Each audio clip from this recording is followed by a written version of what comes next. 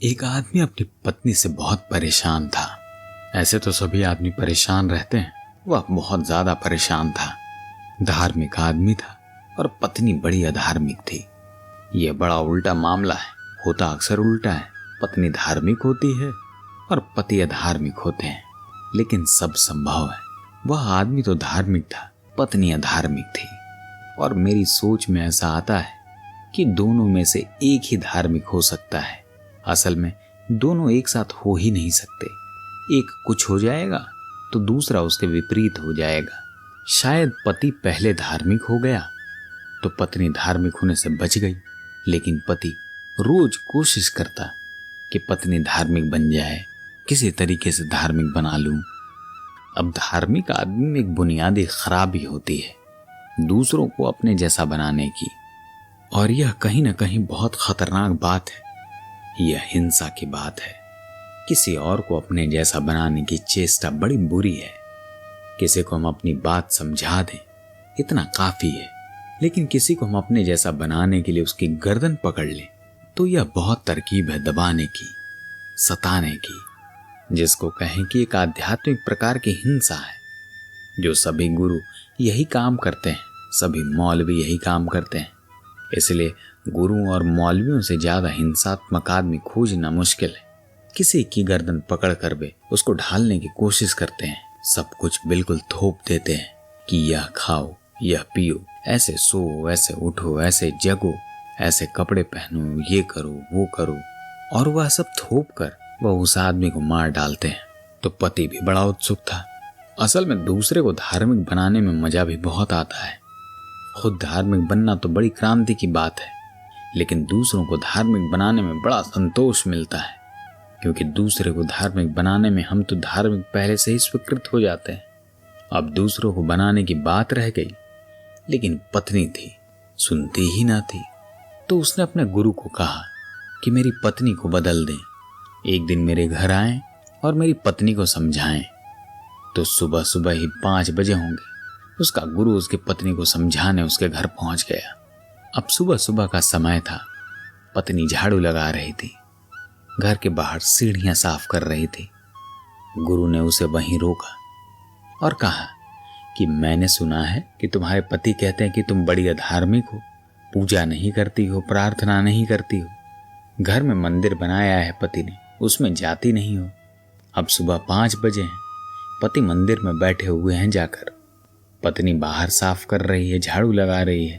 तो उस पत्नी ने कहा कि मेरे पति कभी मंदिर गए हों ऐसा मुझे याद नहीं आता। पति मंदिर में था, यह आग भड़क गई। धार्मिक आदमी को आग बहुत जल्दी भड़कती है, और जो मंदिरों में मस्जिदों में बैठे हैं उनकी आग भड़काना तो इतना आसान है कि जिनका कोई हिसाब नहीं। पता नहीं वे आग छिपाने के लिए वहां बैठे रहते हैं या क्या करते हैं। धार्मिक आदमी इतना क्रोधी हो जाता है कि जिसका कोई हिसाब नहीं। एक आदमी घर में धार्मिक हो जाए, सारे घर में उपद्रव हो जाता है। उसकी आग भड़क गई।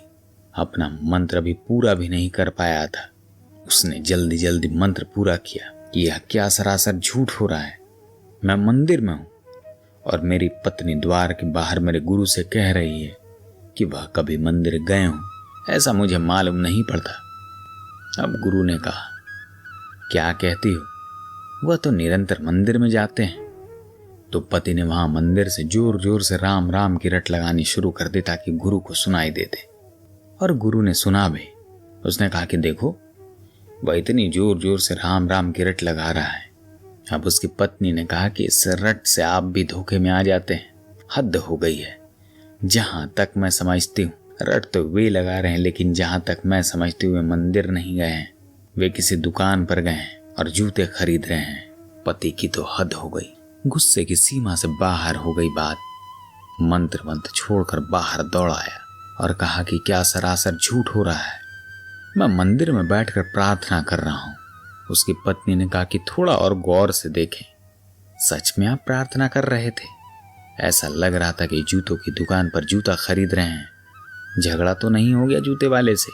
ऐसे चिल्ला रहे हैं राम राम जैसे, ऐसे चिल्ला चिल्ला कर जो कह रहे हैं, ऐसा तो तभी होता है जब आप किसी से लड़ झगड़ रहे होते हैं। पति एकदम हैरान हुआ। बात सही थी। उसने कहा कि लेकिन तुझे यह कैसे पता चला? पत्नी ने कहा कि रात आप जब सोए तब मुझे यही कहते हुए सोए थे कि कल सुबह जाकर जूता खरीदना है और बड़े महंगे दाम बता रहा है, तो बिना जूता के ही एक दिन काम चला लूंगा, कल सुबह जूता खरीदना है। तो पत्नी ने कहा कि मेरा अनुभव यह है कि रात सोते वक्त जो आखिरी ख्याल होता है सुबह उठते वक्त वह पहला ख्याल होता है। मैंने तो सिर्फ केवल अंदाज से कहा था कि इस वक्त जूते की दुकान पर होना चाहिए था आपको। पति ने कहा कि अब मैं कुछ नहीं कर सकता, बात यही सच है। मैं जोर जोर से राम राम कह तो रहा था, लेकिन जब इसे कह रहा था तो मैं जूते की दुकान पर ही था और जूता फिर महंगा लग रहा था। और कहीं न कहीं असलियत यही है कि लोग मंदिरों में होकर भी मंदिरों में नहीं होते।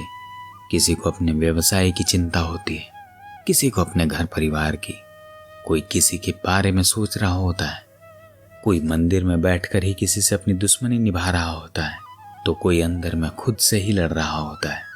और यही है असलियत, क्योंकि शांत मन अगर है तो आपको मंदिर जाने की जरूरत न पड़ेगी। और मंदिर जाना इतना आसान तो नहीं है कि आप एक दीवार के भीतर चले गए हैं और मंदिर में पहुंच गए हैं। होता यही है कि मंदिर में शरीर पहुंच जाता है पर मन नहीं। अगर यह भ्रम हमारा मिट जाए कि वही भगवान है तो मंदिर बड़े सुंदर हो सकते हैं, बड़े प्रेम पूर्ण हो सकते हैं, बड़े आनंद पूर्ण हो सकते हैं। अगर विचार पसंद आ रहे हो तो चैनल को सब्सक्राइब करना ना भूलें और अपने दोस्तों और फैमिली के साथ शेयर जरूर करें। धन्यवाद।